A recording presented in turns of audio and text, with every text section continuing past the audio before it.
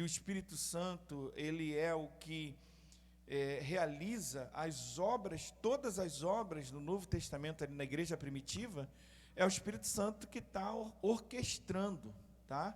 É o Espírito Santo que está agindo, impulsionando a igreja primitiva naquele momento.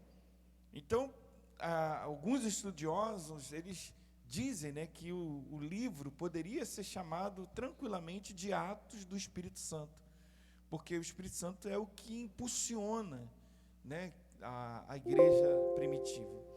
E quando a gente olha para o que Deus fez na igreja primitiva, né, o nosso coração precisa ficar desejoso de experimentar isso também. Porque crentes comuns, pessoas comuns, como o Miguel que está ali, como o Márcio, como eu, crentes comuns, fizeram grandes coisas, realizaram grandes obras, mas não por eles mesmos, fizeram porque o Espírito Santo estava atuando poderosamente na vida deles. Eles deram a liberdade para que o Espírito Santo impulsionasse a vida deles de tal forma. Então, uma pessoa se convertia aqui e já saía pregando para o outro ali. Né? O primeiro sermão de Pedro, diante das mesmas autoridades que mataram Jesus, converteu mais de 3.000 pessoas. O mesmo Pedro que tinha medo, o mesmo Pedro que se escondeu. E depois daquele sermão, né, bem conhecido ali no dia de Pentecostes, muitas pessoas naquele mesmo momento foram batizadas. 3.000 pessoas sendo batizadas. Olha que bênção, hein? Você já imaginou, irmã Leila, a gente batizando 3.000 pessoas numa noite? Gente, isso já aconteceu em outras igrejas, né? Em grandes conferências, e pessoas se convertendo, sendo curadas. Então nós precisamos desejar isso, né? Assim como nós desejamos um final de semana. Você lembra quando era criança, irmã Isabel, que seu pai falava assim: amanhã nós vamos para a praia, nem dormia, ficava a noite toda pensando, né? E ajudava a fazer aquele pão com mortadela, botava lá dentro, e o coraçãozinho, né, palpitando, porque no outro dia você ia para a praia. Mas hoje, né, a gente, olhando para o aspecto do desejar o Espírito Santo, deveríamos estar assim, com corações desejosos, o coração pular, não quando chega a mensagem da Kesla, mas quando o Espírito Santo fala assim: Felipe, eis-me aqui, Senhor. O coração dele vira assim do lado contrário. Por quê? Porque nós estamos desejosos do Espírito Santo de Deus. Amém? Então, nós olhando para o que o Espírito Santo fez nessa igreja, isso deveria ser o nosso desejo. Por isso, o objetivo dessa série é esse: gerar no nosso coração essa curiosidade, né, esse desejo de querer mais do Espírito Santo. Por que eles experimentaram e nós não podemos experimentar? Depende da gente. Eles não tinham tanto entretenimento quanto nós temos hoje. Viramos a noite assistindo séries, fazendo tantas coisas, mas não viramos a noite orando, não viramos a noite buscando ao Senhor. Esses irmãos aqui, nós vimos que 2 elementos que fizeram tanta diferença nessa igreja foi a oração e a obediência. Em todo o estudo que nós estamos fazendo aqui, o Guilherme deve estar prestando atenção nisso, que ele está me ajudando. Toda vez o Espírito Santo faz, mas vem uma palavrinha lá: obedeceram. E eles obedeceram, e eles obedeceram. Então você vai ver isso constantemente. Uma igreja que era obediente ao Espírito Santo de Deus, que falava, e o Espírito Santo, e eles falavam, e eles faziam o que o Espírito Santo mandava fazer. Então, nós precisamos, irmãos, vivenciar isso, buscar essa ação do Espírito Santo em nossa vida. Eu estou falando em nossa, e estou falando minha de verdade, porque eu preciso disso também, quanto você. Hoje eu quero ver com você esse tema aí que está sendo projetado aí. O Espírito Santo tem poder para converter perseguidores em instrumentos escolhidos para a sua obra. O Espírito Santo tem esse poder, né? O texto que nós vamos ler está no capítulo 9, você pode abrir aí.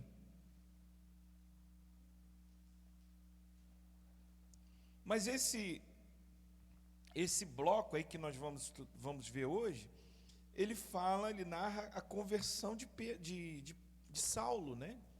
Do apóstolo Paulo. O Saulo, ele antes da conversão, era um homem bruto, né? Mas olha que interessante, Saulo era uma pessoa religiosa. Era uma pessoa extremamente religiosa. Existiam dois ramos de religião, né? Vamos dizer, chamavam de seitas, né? Existiam os saduceus e existiam os fariseus.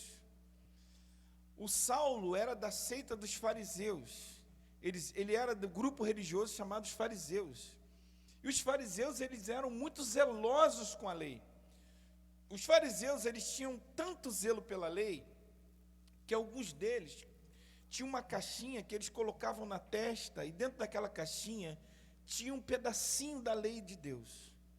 Agora você imagina você, Larissa, botando sua roupa bonita de domingo, e vindo com aquela caixinha na cabeça, assim, na testa, e o André te encontrando com aquela caixinha maravilhosa. Os fariseus eram assim, porque eles entendiam que eles tinham que levar a lei o tempo todo, e era extremo, e Saulo era assim, extremamente religioso, um homem que guardava a lei. Mas olha que contraste estranho, da mesma forma que era um homem que guardava a lei, era um homem violento.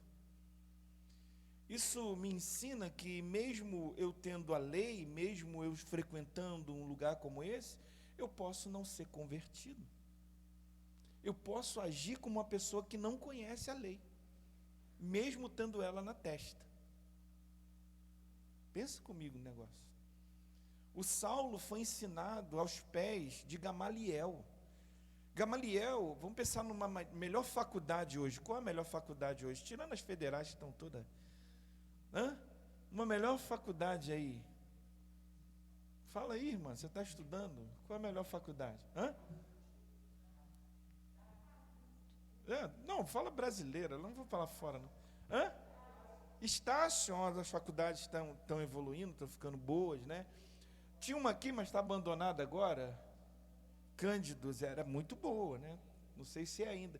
E pensa comigo, Paulo, ele estudou, e não era qualquer pessoa que estudava aos pés de Gamaliel. Só estou falando para você entender como que era importante para um fariseu estudar aos pés de Gamaliel. Tanto é que nos seus testemunhos ele vai dizer: eu era fariseu e estudei aos pés de Gamaliel. Por que Paulo dá esse testemunho lá na frente falando, eu era fariseu e estudava aos pés de Gamaliel, e ele vai completar o seu testemunho, e mesmo assim eu era cego, eu não enxergava, eu era alguém que guardava a lei, que sabia muita letra, mas com o coração vazio, com o coração longe de Deus. Então isso precisa acender para a gente o quê? Um alerta.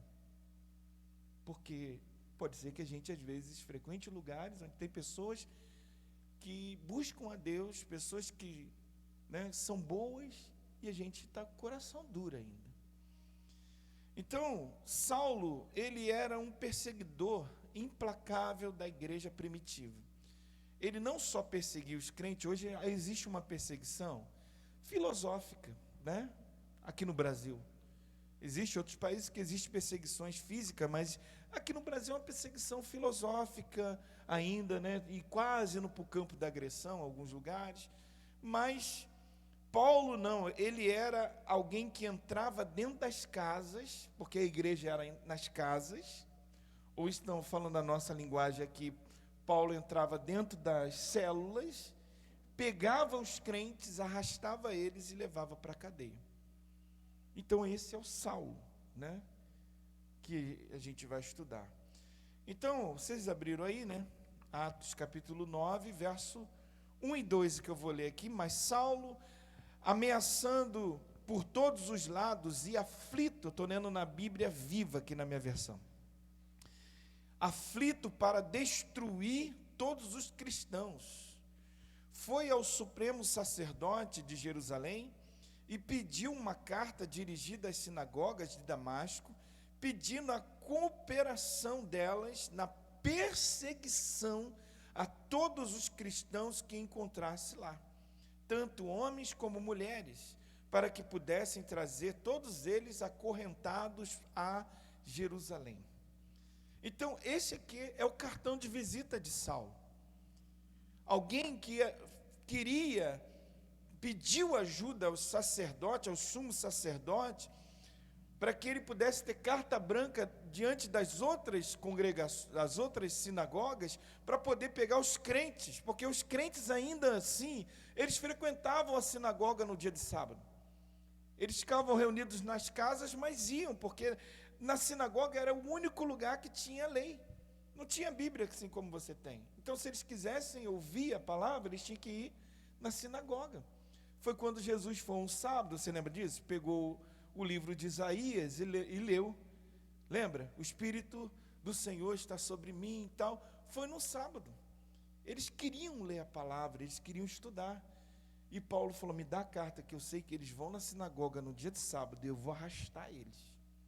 Eu vou trazer eles arrastados, acorrentados para Jerusalém. Então Saulo, ele era um opositor à igreja. E todos os crentes tinham um temor muito grande de Saulo. Ele era conhecido, cuidado com Saulo. Ele era uma fera, né? Um texto lá na frente, dizer que ele mesmo falando que ele era uma fera, né? Como um leão para devorar os crentes. E apesar, né, como a gente falou, de ser muito religioso e conhecer as leis de Deus, e ele era extremamente violento. Então, ao olhar da igreja, né, daquele tempo, ao olhar da igreja primitiva, era impossível um homem como Paulo se converter. Era impossível. Se alguém chegasse no outro dia e falasse assim, você converteu o Paulo. E como assim? Eles não acreditavam nisso. Talvez a oração dele falou, livra a gente de Paulo, né? De Saulo, aliás, livra a gente do caminho de Saulo, porque era alguém que eles não queriam cruzar. Mas aquilo, como nós cantamos aqui, que parecia ser impossível, para Deus, nada é impossível. Um exemplo claro que a sua oração não é em vão pela pessoa mais difícil que você esteja orando, é a conversão de Paulo. Porque Paulo, nós já vimos aqui a carta, aliás, o cartão de visita desse homem. E se ele era um homem mau, e Deus o converteu, aquela pessoa difícil do seu trabalho, da sua escola, ela não é tão difícil quanto Paulo. O Espírito Santo pode alcançá-la também. Amém, gente? Então, avançando um pouquinho no verso 3, 4 e 5, diz assim, quando estava se aproximando de Damasco, nessa missão, né, na missão qual? De caçar os crentes, de repente uma luz do céu caiu em cima de Saulo. Uma luz do céu veio, pum, caiu em cima dele. E ele caiu do cavalo, né? Caiu ao chão e ouvindo uma voz dizendo, Saulo, Saulo, por que me persegue? Por que está me perseguindo? E o verso 5, quem está falando comigo, Senhor? Perguntou Saulo. E a voz respondeu, eu sou Jesus, aquele que você está perseguindo. Olhe para esse texto com carinho, irmãos. Saulo está perseguindo Jesus, de fato? Não. Paulo está perseguindo os crentes, está perseguindo os cristãos, está perseguindo a igreja. Mas era como se Jesus falasse para Paulo assim, né, naquela luz toda que ele não estava enxergando mais nada, fala, Paulo, quem persegue a igreja me persegue, porque a igreja é minha. A igreja é minha, eu comprei a igreja com meu sangue. Eu sou o cabeça da igreja, então quem persegue, quem fala mal da igreja, quem fala qualquer coisa contra a igreja, está falando de mim. Está falando de mim. E nós somos essa igreja. Então, abrindo aqui um parênteses, irmãos, tem muita gente que sem perceber está perseguindo a igreja, está perseguindo Jesus, aliás. Perseguindo a igreja, consequentemente, sem saber, está perseguindo Jesus, está falando mal de Jesus, porque a igreja é dele. A igreja é dele, estão entendendo isso? Ele comprou a igreja. Ele é o cabeça da igreja. Nós lemos aqui no início, em Colossenses capítulo 1. Ele é o cabeça da igreja. É ele que é o cabeça, nós somos o corpo. O texto aí, avançando aí, né, aliás, analisando o texto que nós lemos, diz que ele caiu e ouviu uma voz. Ele caiu. Essa palavra, no grego, cair, quer dizer pípito. E não é um cair só, tropeçar e cair, entendeu, Rose? A palavra aí tem essas seguintes interpretações ali, está bem clarinho.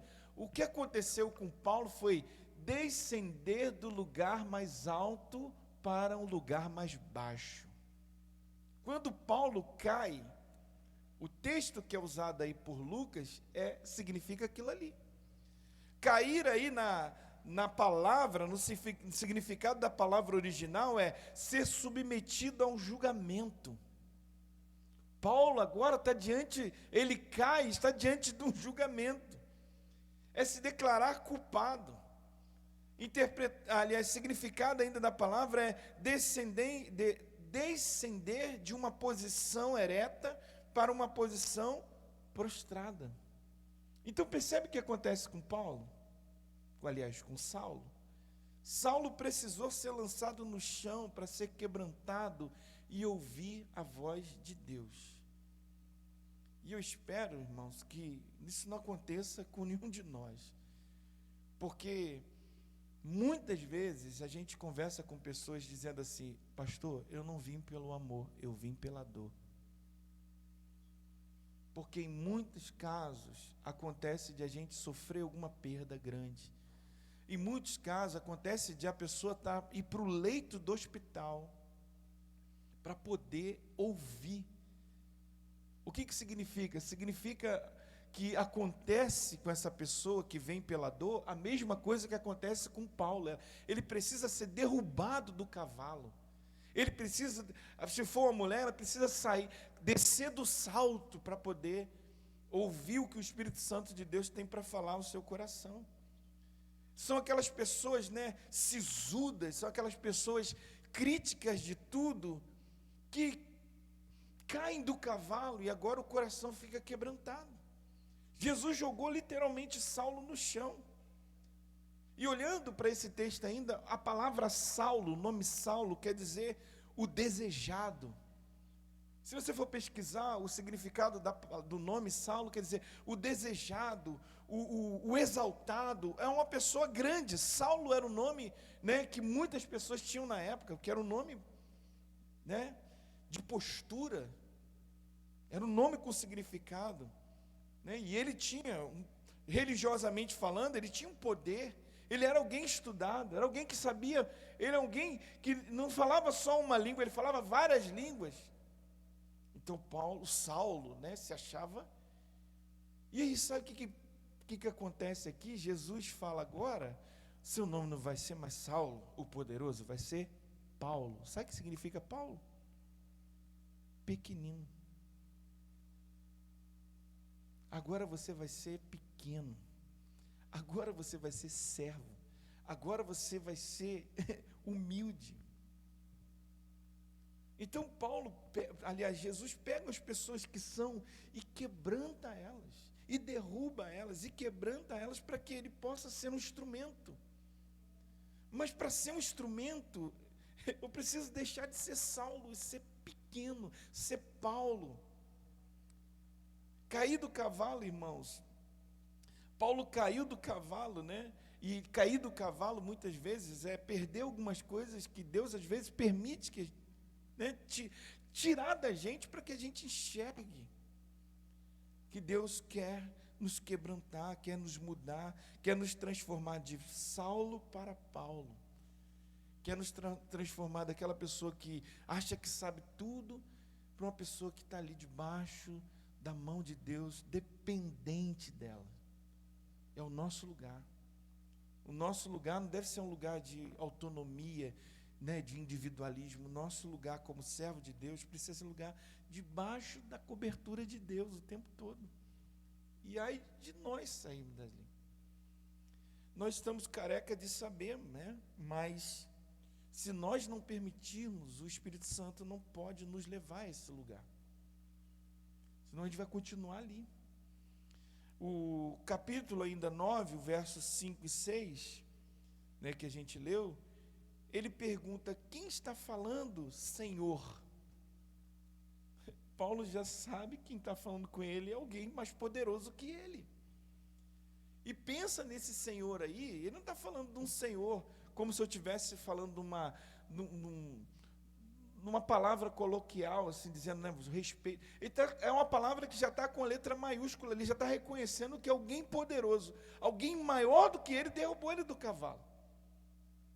E ele já reconhece ali, ele perguntou, a voz respondeu: eu sou Jesus, aquele que você está perseguindo. Agora, levanta, entra na cidade, e lá espere as minhas próximas instruções. Você pensa um cara que agora tinha carta para pegar os crentes, para destruir as sinagogas lá, pegar os crentes que estavam na sinagoga, trazer eles, é um cara que é autoridade. Agora ele fala assim: agora você vai ficar calminho, você vai levantar, tá bom, nervosinho? Você vai esperar o que eu vou falar, tá bom?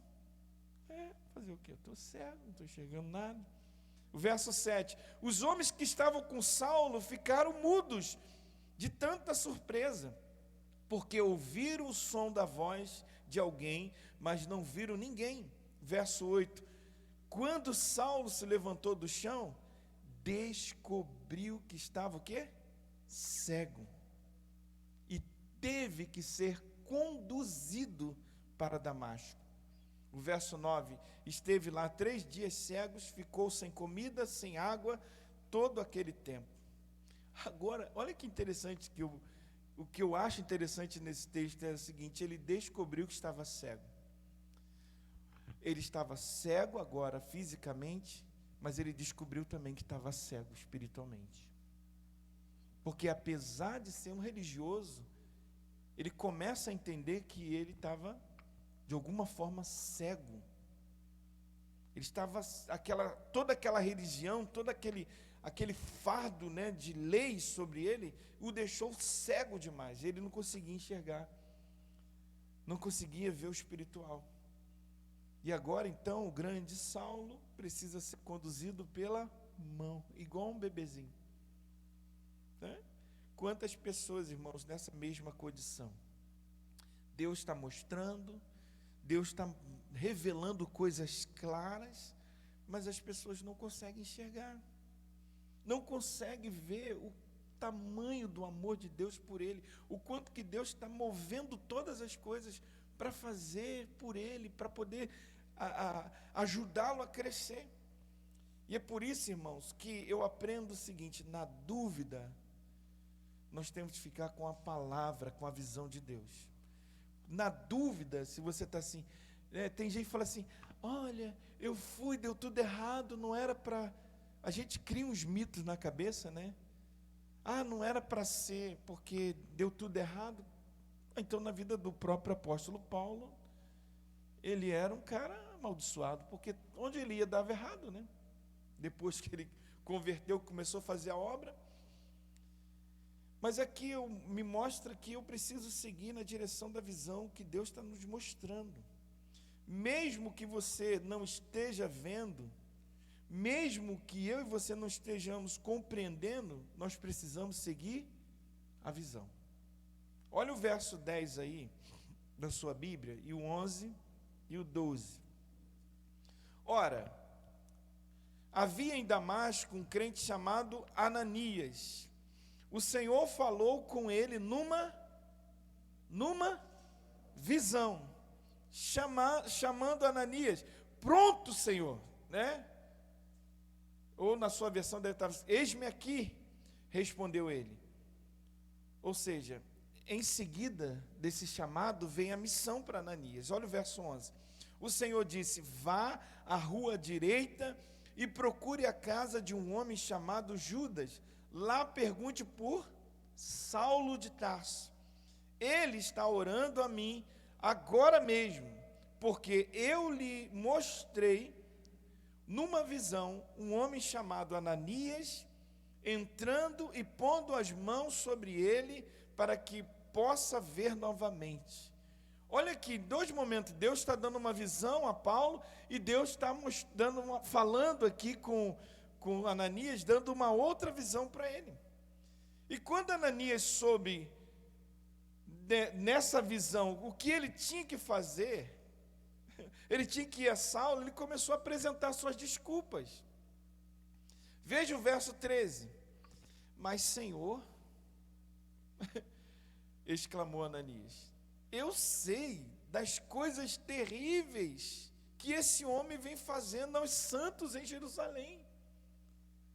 Ananias está falando, meu Deus, como é que eu vou? Eu vou de encontro ao cara que está matando os cristãos. E ouvindo ele, e ouvimos que ele traz consigo ordem de prisão da parte dos sacerdotes principais para todos os crentes em Damasco. Pensa comigo numa missão difícil. Ele está indo evangelizar o cara que está matando cristãos. E ele apresenta as desculpas dele, assim como nós, né? Apresentando as nossas desculpas. Eu queria estar aqui, mas eu queria fazer, mas eu tenho tanto compromisso. Eu até queria liderar, mas eu não sei falar. Eu queria fazer isso, mas nós apresentamos as nossas desculpas. Mas olha a resposta de Jesus para Ananias. Verso 15. Porém o Senhor disse. O Senhor não argumentou. O Senhor não falou assim, não, mas Ananias, não. O Senhor disse, vá fazer o que eu digo.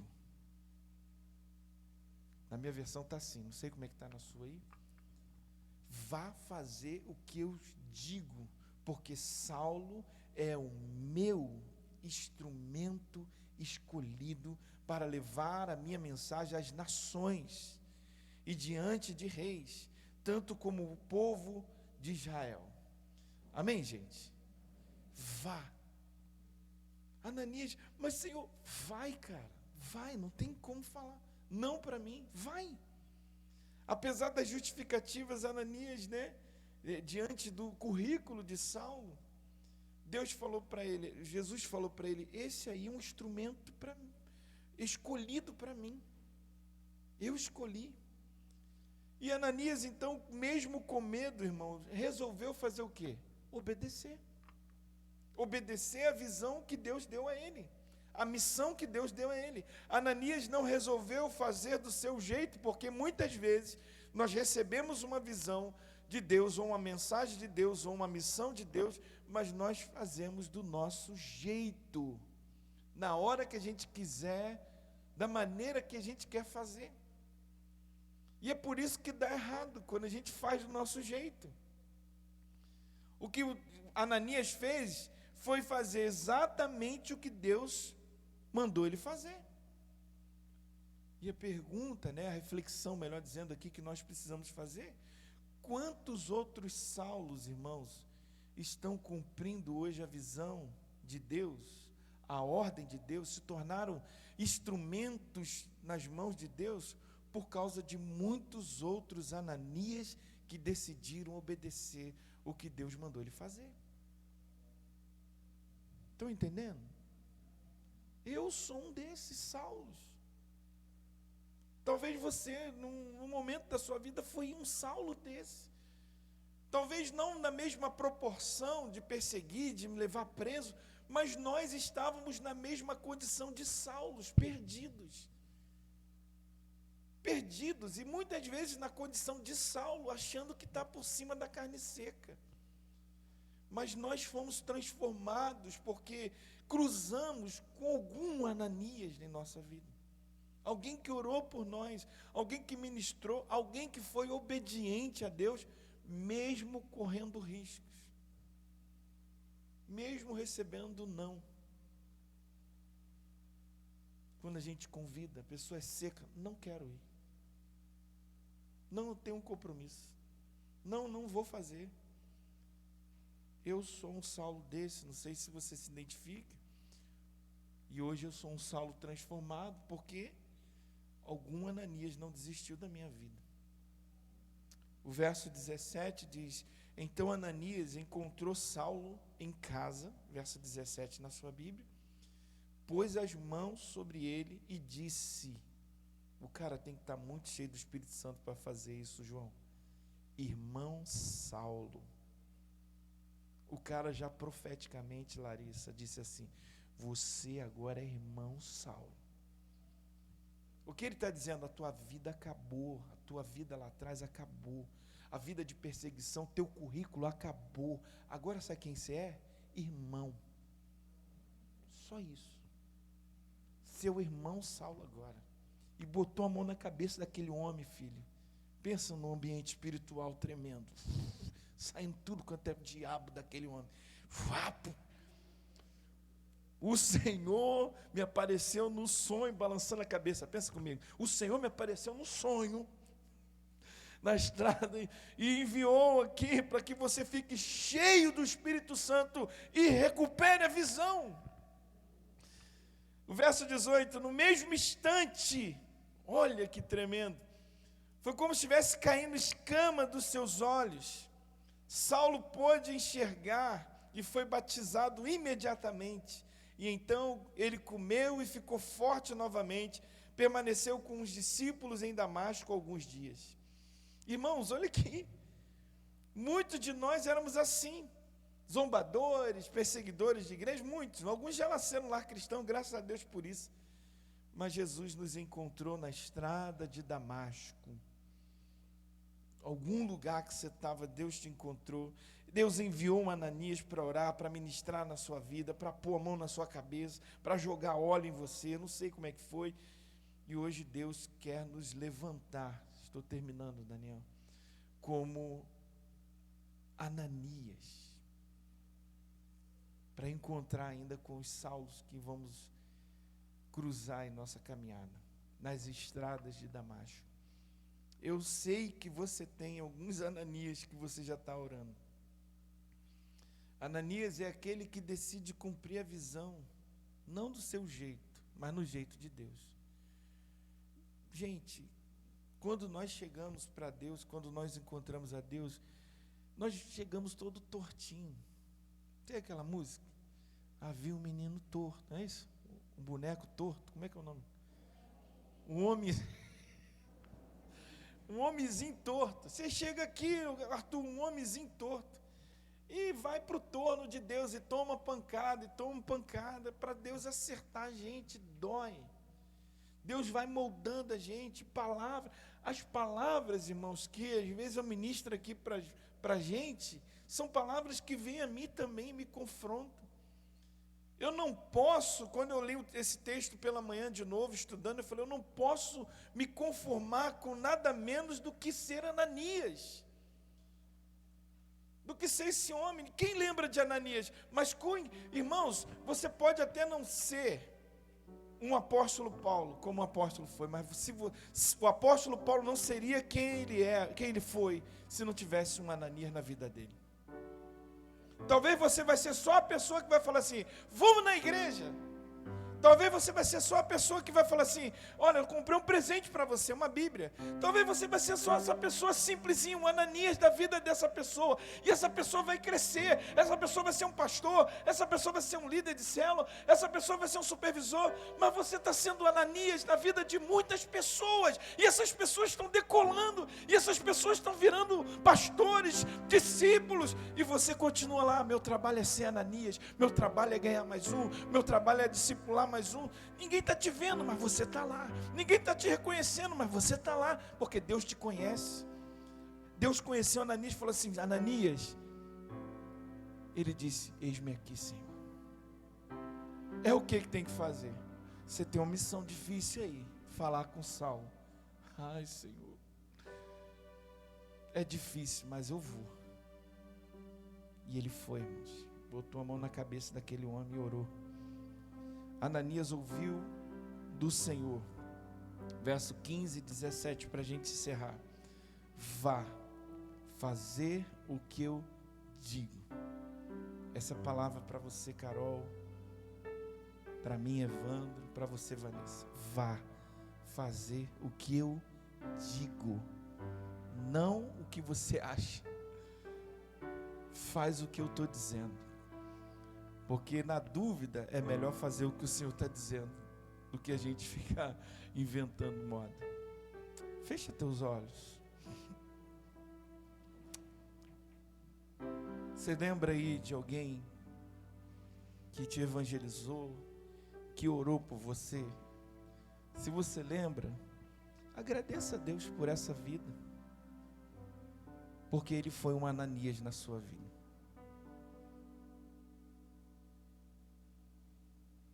Alguém estava conversando com uma pessoa e falou assim: pastor, eu estou orando por uma pessoa tão difícil. Essa pessoa é um Saulo e você está sendo um Ananias. Não desista do seu casamento, não desista do seu esposo, sua esposa. Jovem, não desista do seu pai, não desista da sua mãe, porque eles podem estar na condição de Saulo hoje, e Deus está te levantando como um Ananias na sua casa. Se você já pensou naquela vida que orou por você, talvez até seu pai, sua mãe, foram Ananias na sua vida. Mas quem sabe hoje você está se levantando também para ser Ananias na vida de alguém. Se você já lembrou de alguém que você precisa abençoar, sendo esse que vai dizer: Senhor, eu vou fazer o que você diz. Fique em pé no seu lugar para a gente orar junto e encerrar essa noite cantando uma canção. E nós vamos orar no final.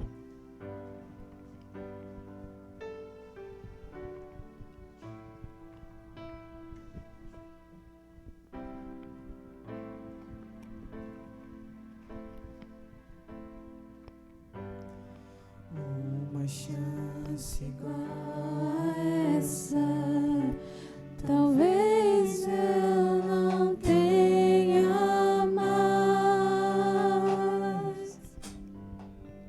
Quero estar em tua presença, nem que seja a última vez.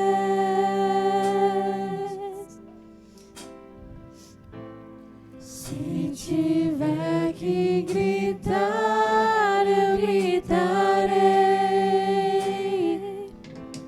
Se tiver que chorar, eu chorarei.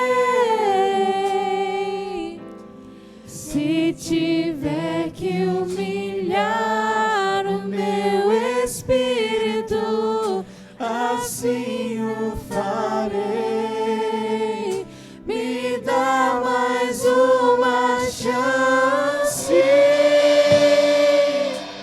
Eu quero nascer do teu espírito. Eu quero matar minha carne, fazer tua vontade, doce Espírito, que a minha vida seja tua vida, Jesus. Você crê nisso, querido? Você crê que a sua vida é a vida de Jesus? Então vamos cantar mais uma vez? Uma chance Igual a essa, talvez eu não tenha mais.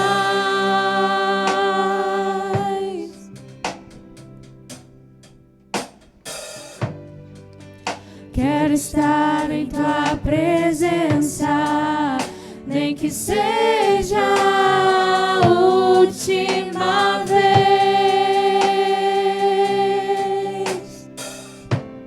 Se tiver que gritar, eu gritarei. Se tiver de chorar, eu chorarei. Se tiver que humilhar o meu espírito,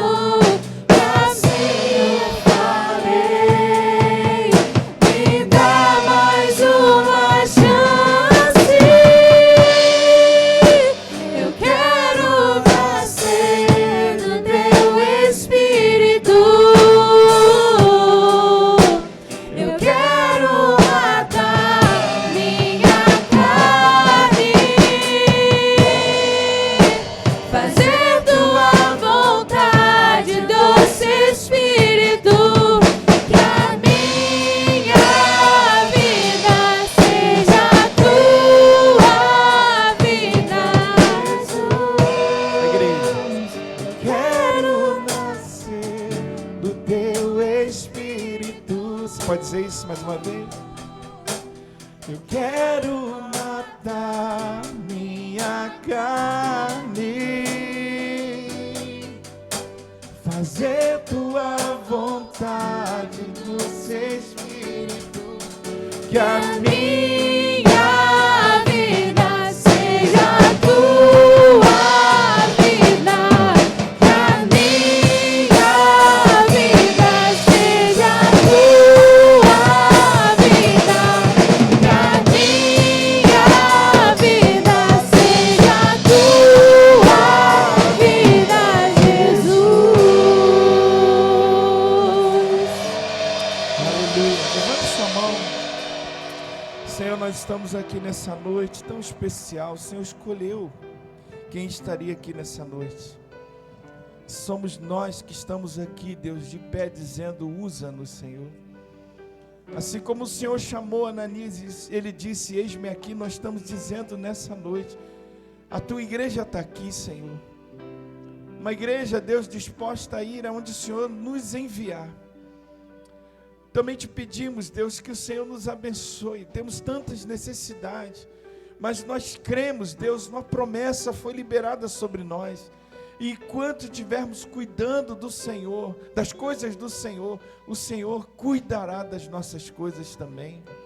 Nós cremos, depositamos todas as coisas e queremos crer, Deus, na palavra que o Senhor diz em Mateus 6:33, buscar em primeiro lugar o reino de Deus e todas as outras demais coisas vos serão acrescentadas. Nós estamos dizendo nessa noite: somos os teus Ananias. Usa-nos, Senhor, para a glória do teu nome. Abençoa teu povo aqui, Deus.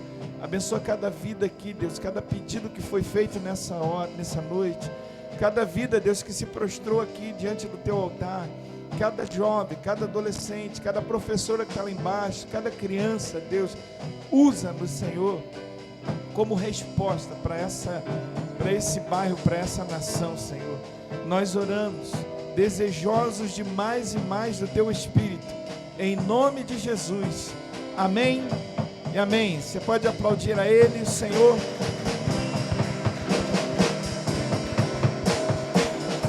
Deus abençoe. Dê um abraço a alguém aí, uma boa noite. Os jovens vão ficar aqui desse lado, que a gente tem uma reunião com eles, rapidinho. Caíste aí, não? Hã? Chama ela lá, por favor. Rapidinho. Deus abençoe sua vida.